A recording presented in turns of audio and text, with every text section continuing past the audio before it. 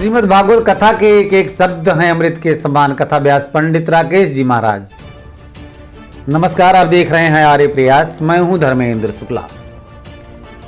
श्रीमद् भागवत कथा के एक एक शब्द अमृत के समान हैं। इसके श्रवण मात्र से भक्ति, ज्ञान व वैराग्य तरुण होते हैं। मनुष्य के मन के विकार दूर होते हैं, साथ ही ईश्वर के स्वरूप का बोध होता है। ये बातें चल रही 7 दिवसीय संगीतमय श्रीमद् भागवत कथा के अंतिम दिन बृहस्पतिवार को बल्दी राय तहसील क्षेत्र के रामपुर भगवानपुर मालजनी मिश्र में भरत कुंड अयोध्या से पधारे पंडित राकेश पांडे ने प्रवचन में कही। कथा का रसपान कराते हुए श्री पांडे ने कहा कि श्रीमद् भागवत कथा को मनोभाव, विनम्रता पूर्वक व भावुक बनकर सुनना चाहिए। हम कितने भी ज्ञानी हों, लेकिन कथा में श्रोता भाव ही रखना चाहिए, क्योंकि कथा में स्वयं का नहीं भगवान का परिचय करवाता है। पूर्ण मनोयोग से कथा सुनना ही सही मायने में कथा का भाव होता है। मनोभाव से कथा सुनने से भगवान का उनके मन में वास हो जाता है, जिसके द्वारा इस संसार का पालन पोषण हो रहा है।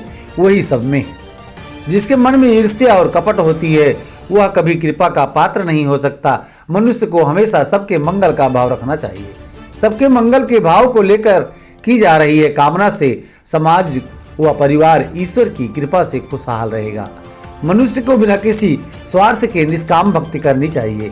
परिवार में बच्चों को सेवा भाव व विनम्रता भी सिखानी चाहिए, क्योंकि वर्तमान समय में प्रत्येक मनुष्य में यह अनिवार्य गुण होना चाहिए।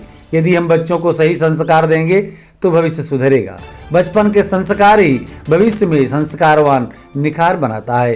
कथा रसपान के बीच में कथा व्यास के भजनों ने गोविंद मेरे हैं, राधे राधे जपो, बाके बिहारी लाल जैसे सुंदर भजनों का गायन कर श्रोताओं को झूमने के लिए मजबूर कर दिया।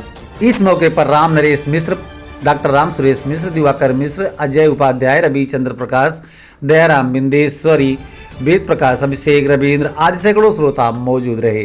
कथा के अंत में मुख्य यजमान शिवकर्ण मिश्रा यूं आशा मिश्रा ने व्यासपीठ की आरती उतारी।